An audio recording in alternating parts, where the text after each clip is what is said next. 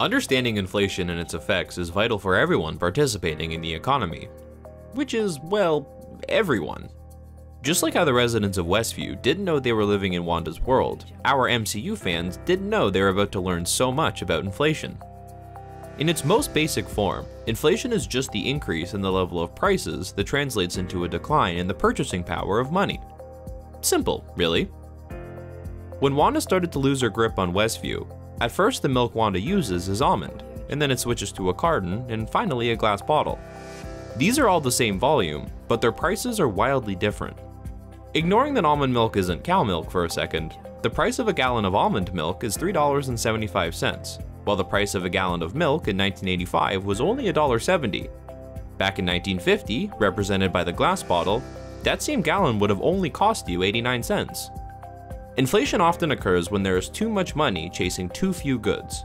And consumers hate inflation, because nobody likes paying more for the same thing, and seeing their savings become worth, well, less.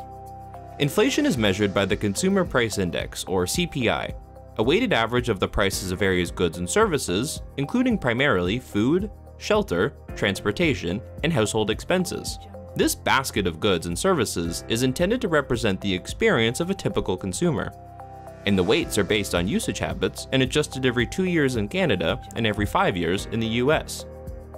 It's a bit harder to fully notice inflation on a yearly basis, but when comparing prices from different decades, the jumps are far more drastic. When watching WandaVision, it's interesting to imagine that as the show progresses through the decades, the inflation rate in Westview would be going up as well.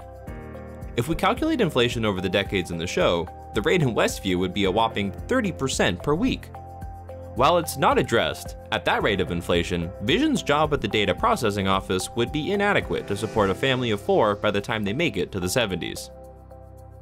Ultimately, inflation means different things to different people, and since we don't live in the bubble of Westview, it's important to understand what inflation is and how it can affect you.